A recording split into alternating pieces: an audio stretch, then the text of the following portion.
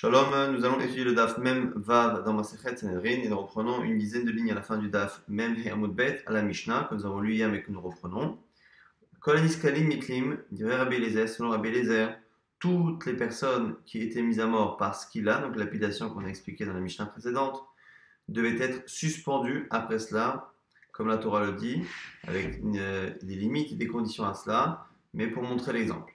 Chachamim disent, et non dites-les, et là la Megadef, alors que selon Chachamim, les seuls qui étaient suspendus étaient ceux qui maudissaient entre guillemets Akadosh Baruch Hu, qui insultaient Dieu, vers et celui qui pratique l'idolâtrie, en sachant que selon Chachamim, c'est une manière plus restrictive de considérer ce qui est marqué dans la Torah, en fonction encore une fois de ce qui ressemble vraiment à ce qui s'était passé dans la paracha qui sert de source selon les deux à cette halakha. Aish tolim panav klape am vaisha panav klape haetz. On nous dit que l'homme était suspendu face au peuple alors que la femme était suspendue face à la potence. Tu vois, Rabbi Eliezer selon Rabbi Eliezer, Chachamim omrim Aish nitle ve'neshanite, donc selon Rabbi Eliezer bichlal, les femmes n'étaient pas suspendues. Amalem Rabbi Eliezer valo Shimon ben Shatach tala nashim be'Ashkelon. Objection de Rabbi Eliezer que Rabbi Shimon ben Shatach un jour a pendu ou suspendu 80 femmes à Ashkelon. Amrolo, ils lui ont dit, Chachamim shmonim nashim tala, nanim shnaim beyom echad, et nanim shnaim beyom echad. Il dit non, mais là-bas, justement, le fait qu'il y ait eu 80 le même jour est une preuve que ça n'a pas été fait dans les règles habituelles. C'était quelque chose d'exceptionnel, puisque normalement, on ne met pas à mort plusieurs personnes le même jour dans le même beddin, dans le même tribunal. Et donc, à partir du moment où on voit que le nombre est une preuve que les choses n'ont pas été faites de manière habituelle, tu ne peux pas apprendre la halakha de là-bas. La Gemara commente la Mishnah avec une braïta Tano Rabbanan, ve'umat ve'talita, c'est marqué dans la Torah, ve'ish chet mavet ve'umat. Lorsqu'il y aura chez un homme une faute passible de la peine de mort, ve'umat, et il sera mis à mort, ve'talita oto alaet, et tu le suspendras sur une potence. Yachol kolamumatim nitlin. Je peux penser éventuellement que tous les condamnés à mort doivent être après suspendus.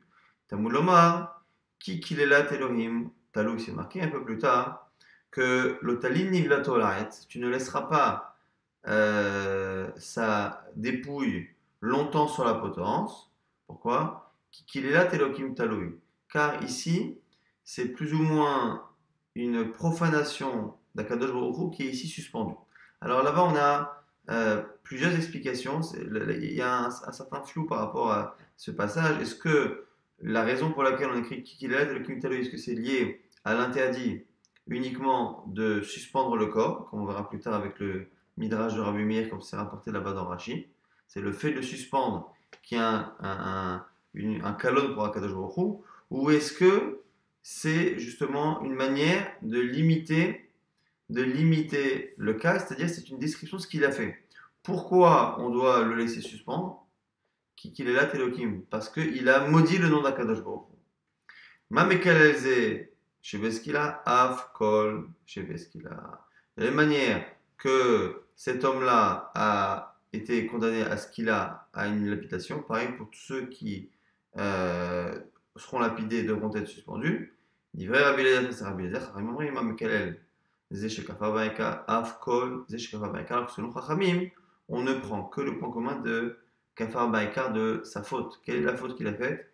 Il a renié l'essentiel en s'attaquant entre guillemets à Kadosh Baruch Hu. Et donc, tous ceux qui fauteront en reniant l'essentiel, c'est-à-dire soit en maudissant Kadosh Baruch Hu, soit en pratiquant l'idolâtrie, devront également être suspendus. Donc encore une fois, là pour l'instant, la Gemara estime que Vehumat Vetalita, au début du verset, est général. On nous dit là-bas quelqu'un qui sera mis à mort, qui est Veish Chetma Vehumat Vetalita Otolaet, c'est quelqu'un qui est passible de la peine de mort, qui est tué, et il sera suspendu. On aurait pu penser que c'est général, puisqu'à la fin c'est dit qu'il est là, Telokim Taloi, même s'il faut se rendre compte que la précision qu'il est là, Telokim, est un peu espacée dans le verset, puisqu'entre les deux, il y a quelques mots, Lotalin, Ivlato, Laet, Kikabor, Tigverenu, Bayomahu, c'est marqué là-bas de ne pas laisser son corps suspendu et il faudra l'enterrer. mais en tout cas, pourquoi ici le verset vient nous préciser que la raison pour laquelle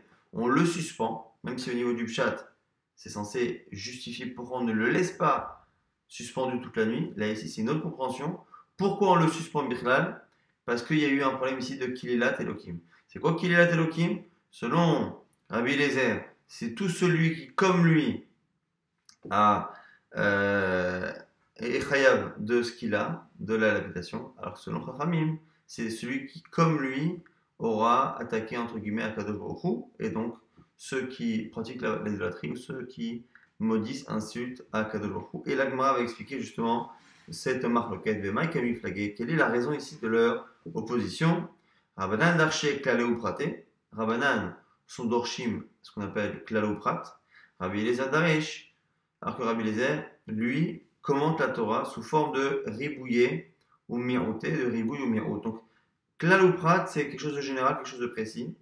Ribouille ou mirout, c'est quand on rajoute et quand on retranche. Alors, on va d'abord expliquer de manière globale avant de rentrer dans l'explication de la Gemara. Ici, la Gemara essaye de rapporter deux lectures d'une même manière des 13 manières que l'on a de Doresh la Torah, klal ou prat, ou ici ribouille ou mirout. Lorsque la Torah décrit quelque chose, une règle, et qu'elle la décrit au départ de manière générale, et qu'après elle donne un cas précis, on a deux manières de comprendre. Soit on est Doresh klal ou prat, et donc à ce moment-là, on dit klal ou prat, c'est que la Torah elle a été générale, et après elle a précisé. Donc klal ou prat, on ne tient compte que du prat, que de l'exemple précis qui a été donné. Parce que c'est une manière de dire qu'en fait la Torah aurait commencé à parler de manière générale pour en fait introduire le cas. Et donc, klal ou prat, on partira du principe qu'il n'y a que l'exemple cité qui est concerné par la lacha. Ici, dans l'occurrence, on a dit quoi?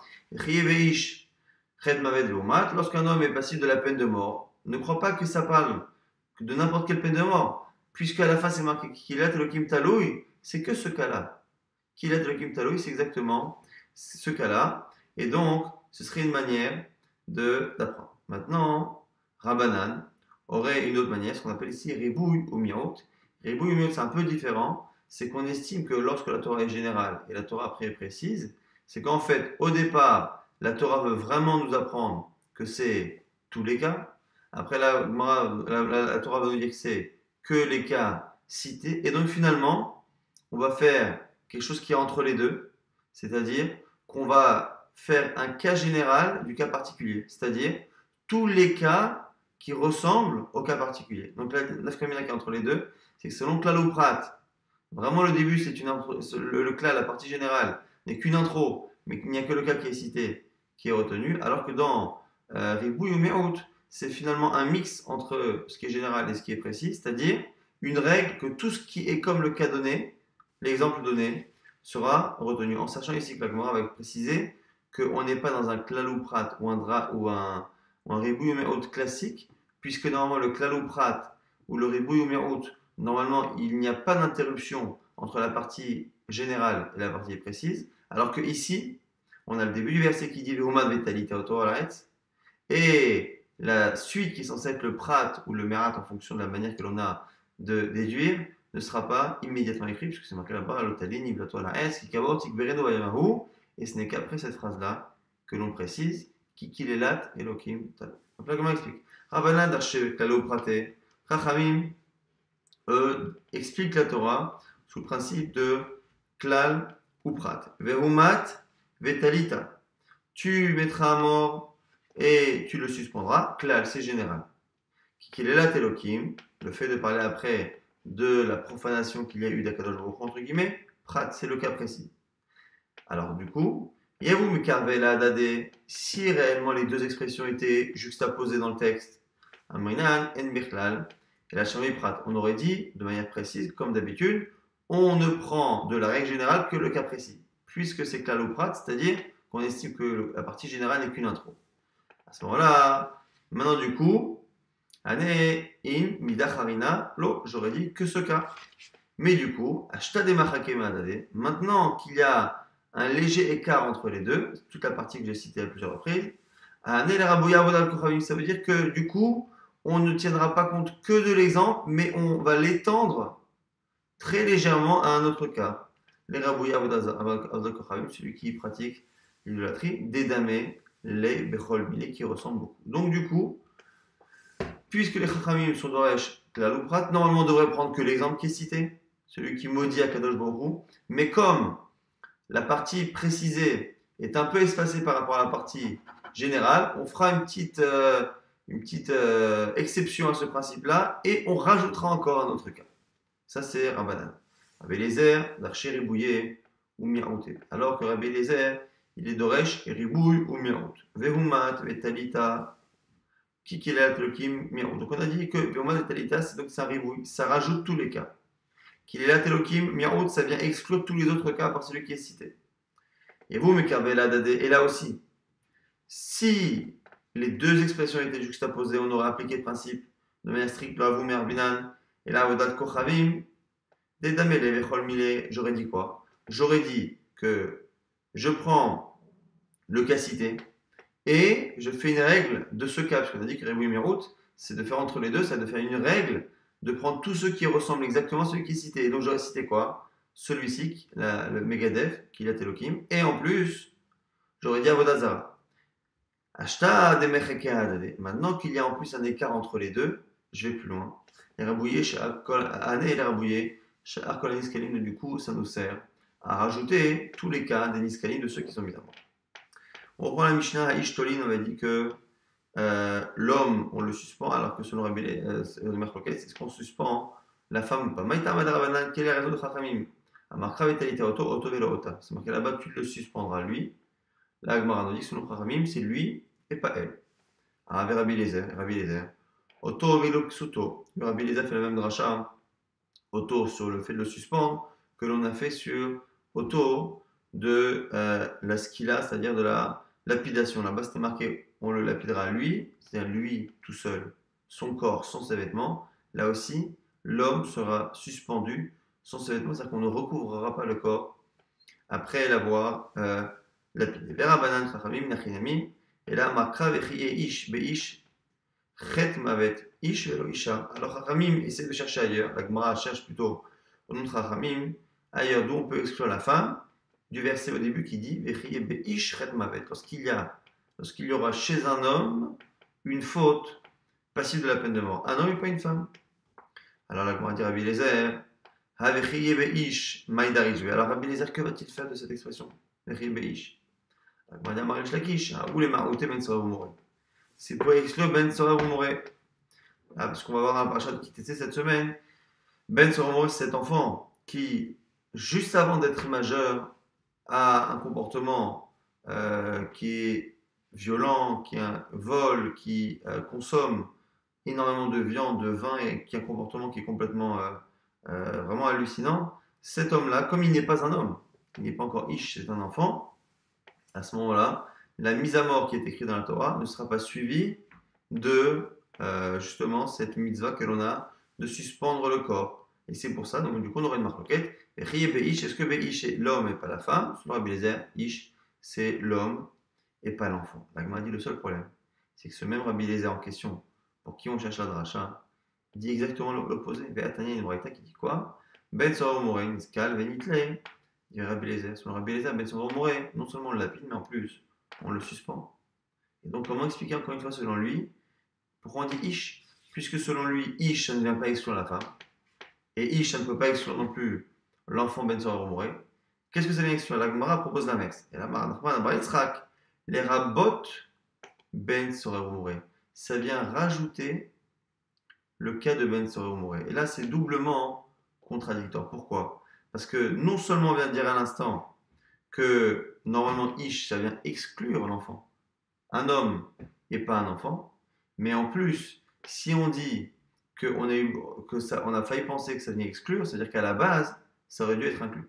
Et là, on nous dit exactement l'inverse. Qu'à la base, ça aurait dû être exclu et qu'il a fallu qu'on écrive Ish l'homme pour inclure l'enfant. Ça paraît complètement insensé. La Gemara explique. Maïtama, à cause du verset. Ish, chet. Alors, quand il est marqué, lorsque un homme aura une faute, Ish veloben chet, Mish al elton neherag, yatsa ben soro more, al shum sofo neherag.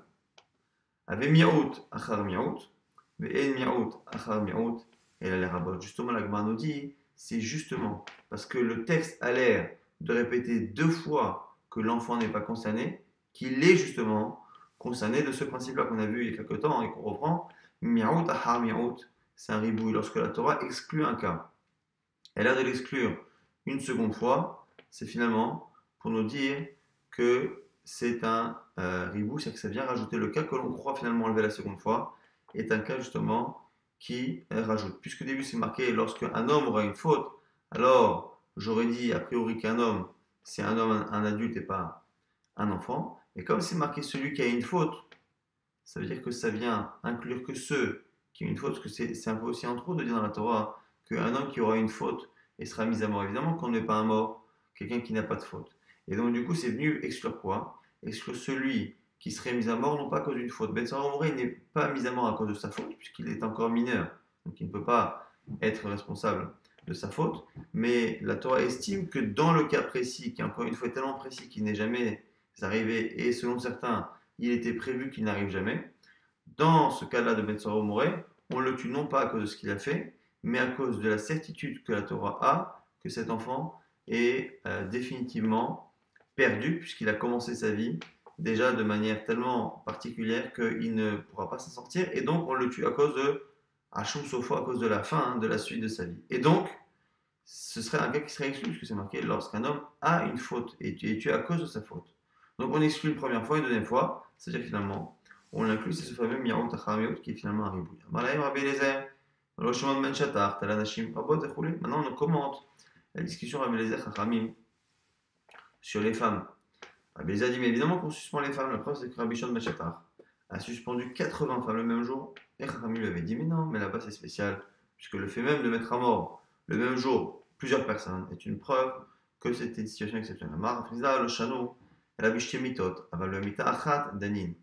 précise dans Rav Chizda que ce que l'on ne fait pas dans le même tribunal, c'est deux mises à mort différentes le même jour. Mais la même mise à mort, on pourrait le faire dans le même tribunal à plusieurs reprises dans la même journée.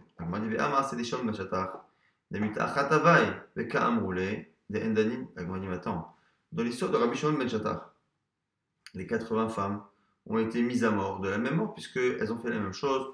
Selon Rachid, les commentaires, cette histoire se rapporte à une histoire de sorcellerie, donc 80 femmes qui pratiquaient la sorcellerie. Et donc, la mise à mort étant la même, comment expliquer que Chachamim ait repoussé cette preuve de Rabbi Eliezer en disant là-bas, la mise à mort justement de 80 personnes en même temps est une preuve qu'on n'a pas respecté la halakha, qu'on a fait quelque chose d'exceptionnel. Comment peuvent-ils objecter de cette manière alors que selon Rav Chizda, à partir du moment où c'est la même mise à mort, il n'y a pas de limite. Et la Itmar, Achi Itmar, la Gemara corrige ce qu'on a entendu de Rav Chizda et précise le Shano et la Bemita Achat qui a en Shtemitot. Quand est-ce que on a dit cela? Lorsque c'est une mise à mort qui ressemble à deux mises à mort. Ve'echidame, quel est l'exemple? Kegon Shte Averot. Lorsqu'il y a deux Averot qui sont faites et qui ont la même sanction. Aval Bemita Achat, Vavera Achat, Danin.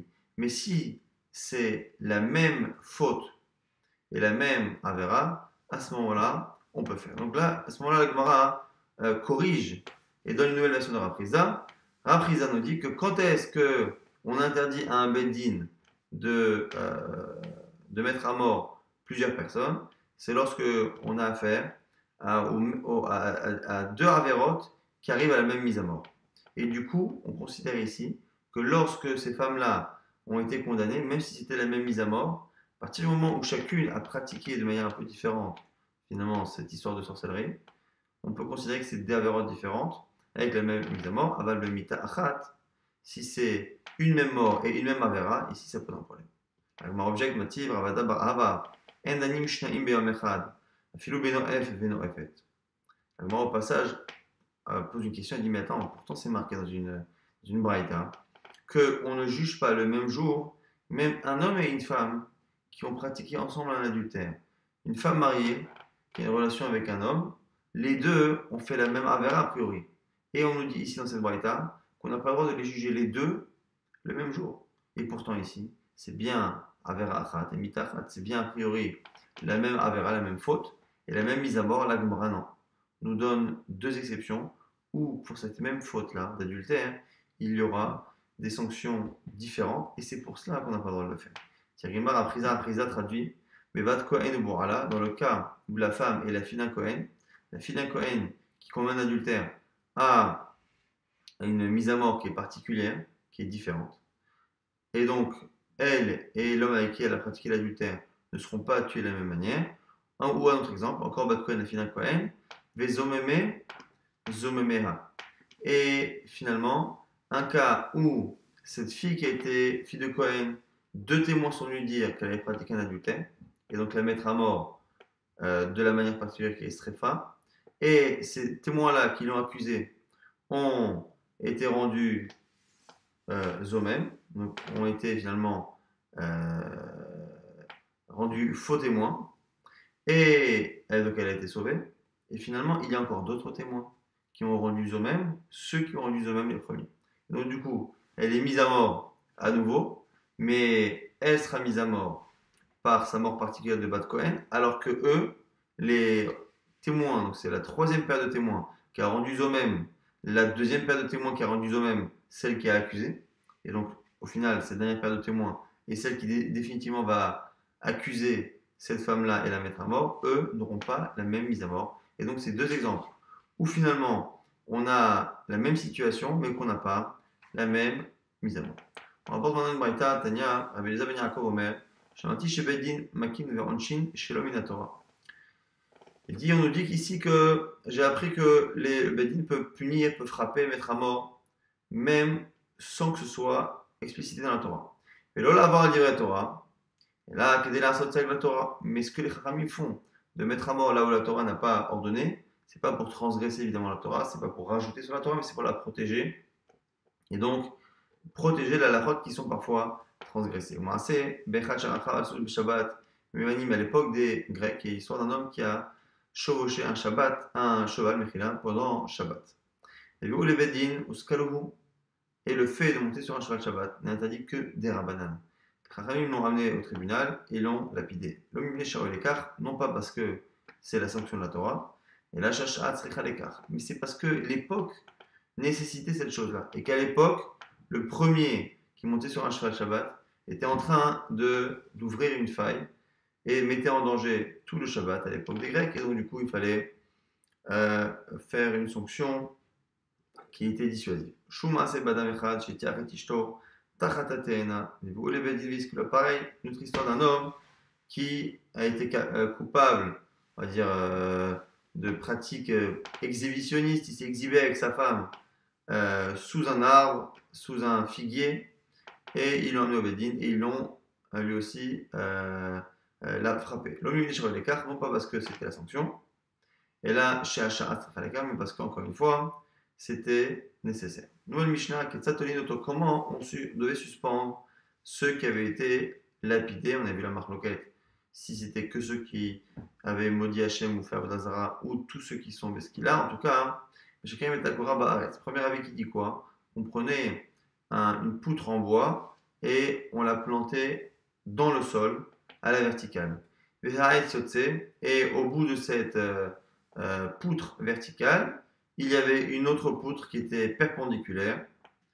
Et Umakif, Shteadav, Zoalzo, et on attachait les mains l'une à l'autre. Mais Tole Oto, et a priori, ce qui ressort, même si les commentaires ne sont pas très d'accord tous les uns avec les autres, on a l'air d'attacher les mains les unes aux autres et de suspendre ces deux mains au haut de la potence, comme ça, et la potence qui était en forme d'un chassofite, c'est-à-dire que l'on a cette barre horizontale qui est tout en haut et qui est suivie après d'une longue barre verticale qui s'enfonce dans le sol. Ça, c'est la version de Chachamim. Rabbi Yossi Omer, Akora Muta à la côté. Selon Rabbi Yossi, on n'enfonçait pas la poutre dans le sol. Agma expliquera pourquoi, quelle est la marloquette.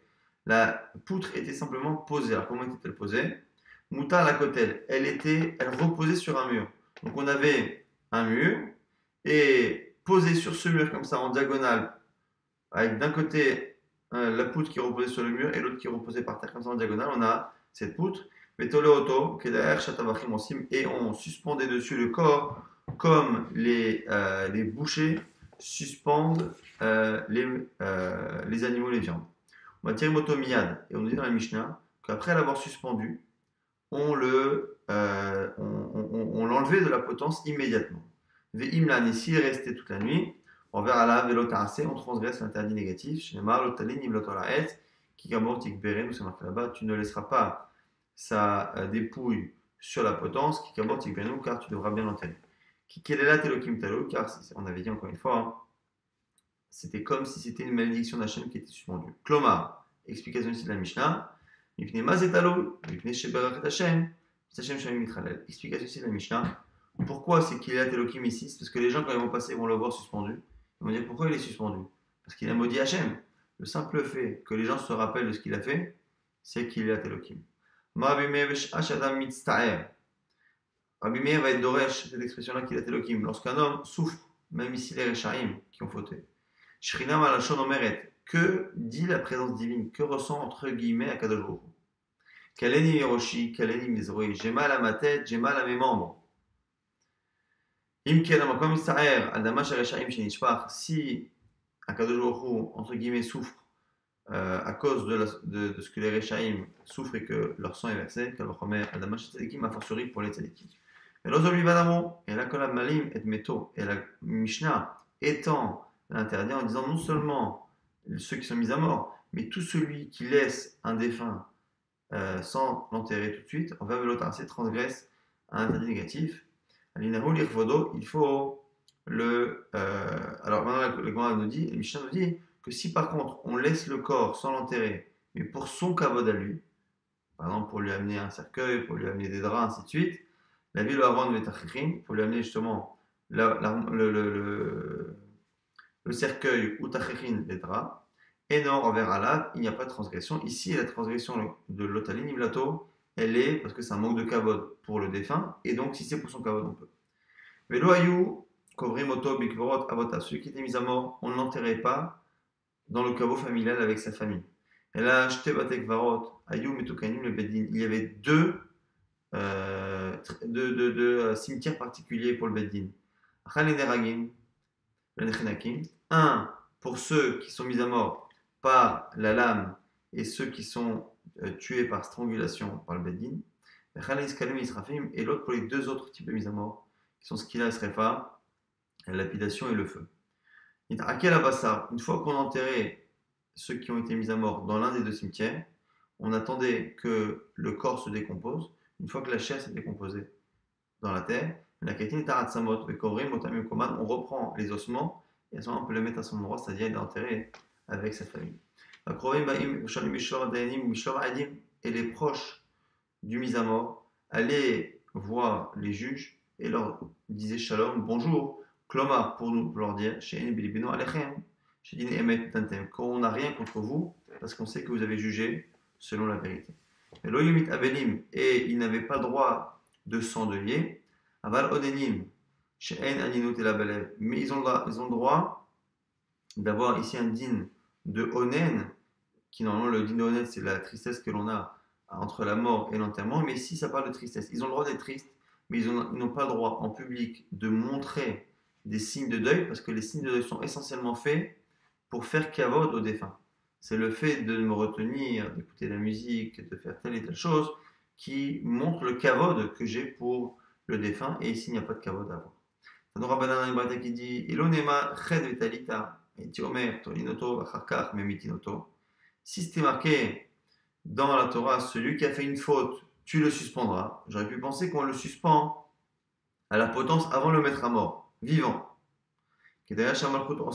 Comme font les non-juifs, c'est-à-dire qu'ils le suspendent. Bon, là-bas, ils le pendent après. Mais d'abord, ils le suspendent à la potence devant tout le monde vivant. Tamouloma, la Torah dit Ve'uma Vitalita. D'abord, celui qui sera coupable, tu le mettras à mort et tu le suspendras. Mais Tinoto, Vachakar, Tolinoto, on le tue, après on le suspend. Hakesat comment? On attend la fin du jugement jusqu'à juste avant le coucher du soleil. Et de telle sorte à ce que une fois on officialise le jugement, on le met à mort et il reste que très peu de temps avant la nuit, donc on ne peut pas le laisser suspendu. Chad kosher et chad matir, tout de suite, une fois qu'on l'attache à la potence, tout de suite on le défait.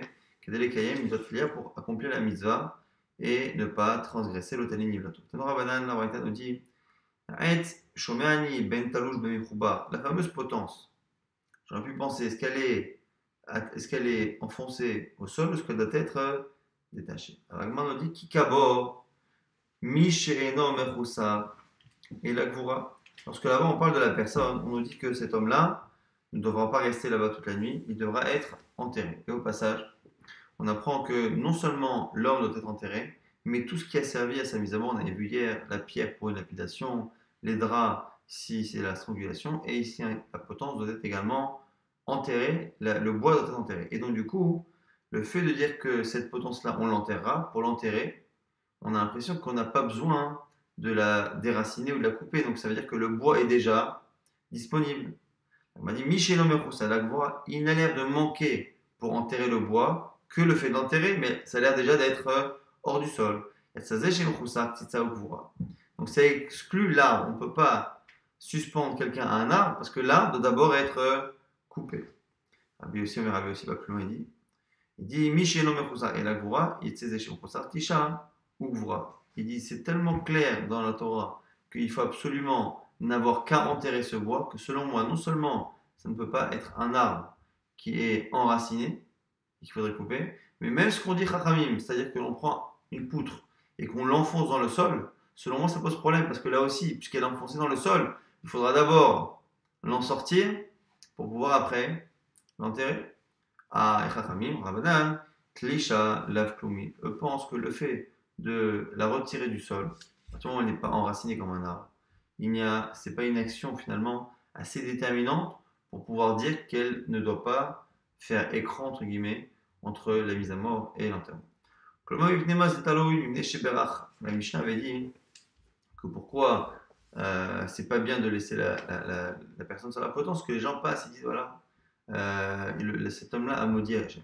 Tania la Braïta rapporte une image. Amar Meir, je vais te donner une image à quoi ça ressemble. C'est quoi? Ishnachim Teomim, deux jumeaux, Ba'ercha dans une ville, Echad Minou el Melech, Echad Yatsa, Listout. Un a été nommé roi et l'autre a fait carrière dans le grand banditisme. Tiva Melech, Outlahu, le roi n'a pas le choix. Il ordonne qu'on attrape son frère et qu'on le tue et on le suspend.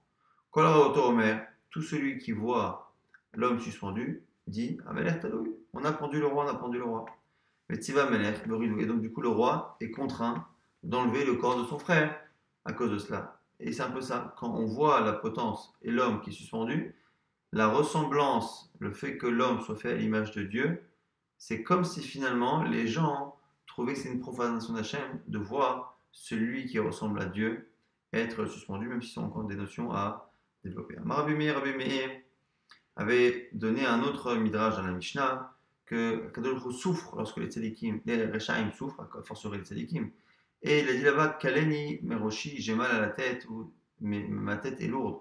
Maï Mashma, Marabi, Abaye propose l'explication de Kaleni. Kal, ça veut dire léger. Donc, comment on a traduit Kaleni qu'il a mal à la tête, Hachem, entre guillemets? Kemandamar Kal Lit.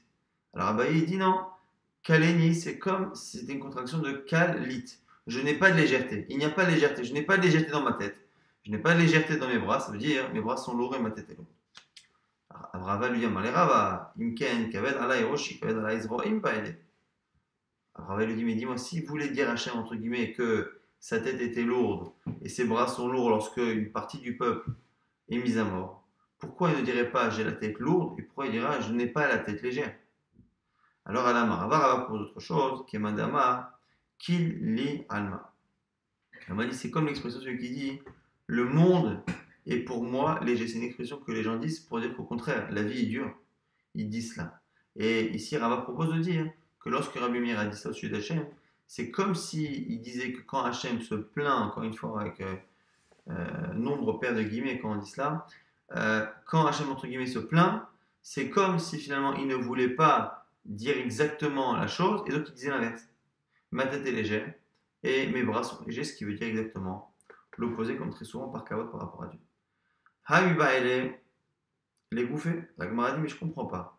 Qu'il est là, Telokim, c'est déjà quelque chose qui est nécessaire à la paracha, puisqu'on a dit justement que on a expliqué qu'on aurait pu penser que que le fait de le mettre à mort et de le suspendre, ça concerne tout le monde. Qu'il a Telokim Talo, on a vu que c'est venu préciser quels sont les cas, c'était la marque qu'on a vu au début de la Mishnah.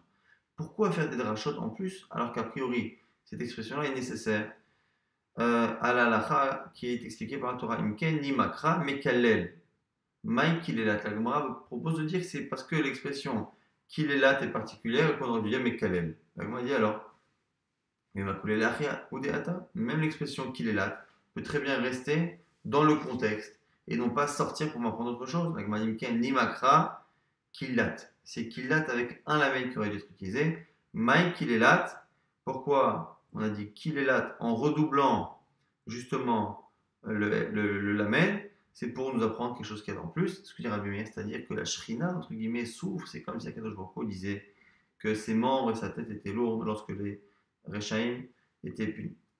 Velozo Bilvad, on avait vu dans la Mishnah que non seulement ceux qui sont mis à mort ne doivent pas rester suspendus, mais même n'importe quel corps, n'importe quel défunt doit être enterré rapidement. D'où sait-on que celui qui laisse le défunt sans enterrement tout de suite transgresse l'interdit, la Gemara Tamuloma, qui kabor, tikverenu, car enterré tu l'enterreras. Et quand les melin meto shover belota, c'est de là on voit que c'est un interdit de la Torah. Pour l'instant, on n'a rien à rajouter par rapport à la Mishnah. Kalaruna qui disent une autre version, Rabbi Jean Balachai, Ramaz les Gvura la Torah Minaï, d'où a-t-on une allusion à la mitzvah d'enterrer dans la Torah, Tamuloma, de l'expression qui kabor, tikverenu. Mikan, Remez, Likvura, Minatora. De là, on a une allusion, non pas une halakha claire, mais une allusion à l'enterrement Minator. Maintenant, la Gemara va nous rapporter une histoire. Shavo Malka, les Rav Chama. Shavo Malka, c'était un roi perse qui était connu pour connaître très très bien les halakhot de la Torah et qui très souvent rentre dans les discussions avec Rachamim. Pose la question à Rav Chama, Gvura Minatora Menaim. D'où voit-on dans la Torah qu'il y a une mitzvah d'enterrer? Ishtik, Rav Chama n'a pas répondu. L'homme enlève le midé, n'a rien dit. Maravacha bar Yaakov a dit Imsar alma bidé il dit le monde est entre les mains d'idiots.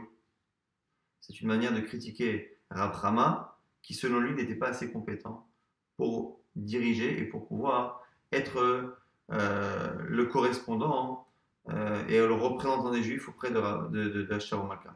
Il dit les mémars qui normalement, Raphaël aurait dû citer ce verset qui dit que celui qui est mis à mort ne doit pas rester comme ça suspendu et il doit être bien enterré.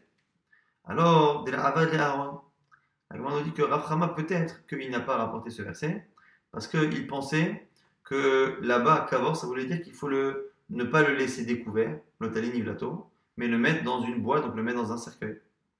Alors, la Gemara dit oui, mais c'est marqué deux fois. Kavor, tikberenu. Enterré, tu l'enterreras. Tikberenu. C'est-à-dire, une fois tu l'enterres dans une boîte et après dans la terre, l'omashmale, lui, il n'expliquait pas ça, la redondance ne le gênait pas. Il m'avait dit que pour tzadikim, la Gemara, il aurait dû apporter une preuve, le fait que les tzadikim de la Torah sont toujours enterrés. La Gemara dit minaga ba'alma. Là-bas, c'était peut-être simplement une habitude, pas forcément une obligation. Après, alors la Gemara dit les Moshe. Mais Dieu lui-même a enterré Moshe Rabbeinu. On va dire peut-être que Hachem l'a fait pour respecter l'habitude des hommes et des juifs à l'époque. On dit Tashma, Sabdulo, Kol Israël, Bekabroto. Elle m'a dit, alors tu peux peut-être apprendre de la suite. Sabdulo, Kol Israël, Bekabroto. C'est marqué là-bas que le prophète a eu la mitzvah d'enterrer Avia, le fils de Yeroboam. Yeroboam était un mauvais roi, mais son fils méritait un certain kavod. Et donc, du coup, le prophète a reçu l'ordre d'enterrer. Sabdulo, vous l'enterrez, vous le ferez un espède, donc une raison funèbre. Vekabroto, et vous l'enterrerez. Ok, là-bas, il lui a demandé d'enterrer. La Gemara dit la même chose. Velo Ishamim Minagab, peut-être que là-bas aussi, c'était par respect du minag. Alors, Loispedu Velo Ikvero, les domaines Alpene Adama Iyu. Maintenant, on a un exemple. Là-bas, des gens de la ville d'Anatot, là-bas, qui ont fauté, ils ne seront pas respectés, on n'aura pas d'espède, et on ne va pas les enterrer, on les laissera sur le sol. Donc là, c'est une preuve où qu'Akadosh Baruch Hu ne veut pas enterrer ce qui ne mérite pas. Donc on a aussi l'impression que dans le fond, ce qu'il veut pour les gens bien, c'est l'enterrement. Delishanu minagal, encore une fois, c'est pour les punir, il a changé le minag. Encore une fois, on a ces deux expressions qui reviendront à plusieurs reprises. Là-bas dans les Anshe Anatot et dans le fils du roi Am, où à chaque fois on voit que Hachem, dans le fond, veut enterrer les gens bien et la punition, c'est de ne pas enterrer. Mais là-bas, c'est pas une preuve, parce qu'à chaque fois, la Gemara dira que c'était parce que seulement il y avait un minag. Donc, respecter le minag pour les gens bien et enlever le minag pour les gens pas bien. Baelehu Gvura Mishum Bizyonahu ou Mishum Kaparahu. La Gemara pose la question. L'enterrement, on a dit que c'est pour le défunt, effectivement, mais est-ce que c'est pour éviter la honte du défunt ou est-ce que c'est pour justement lui faire honte plus ou moins? Et donc, Omishum Kapara, est-ce que c'est une Kapara? Donc, la Gemara maintenant pose la question. Est-ce que le fait de l'enterrer, c'est une Kapara, c'est-à-dire que le fait de le mettre dans la terre, de le rabaisser à terre, c'est une manière d'expier ses fautes? Ou est-ce que le fait de l'enterrer, c'est pour éviter qu'à l'extérieur, il y ait une honte? Et maintenant, la Gemara pose la question, dit à quoi ça sert de poser des questions? Qu'est-ce que ça change? La Malobaina, la Ogavra. Pour celui qui demanderait explicitement à ne pas être enterré. I Amar Mishum Bizyonahu. Si tu dis que c'est pour éviter le bisayon, à ce moment-là, l'homme n'a pas le droit de le faire.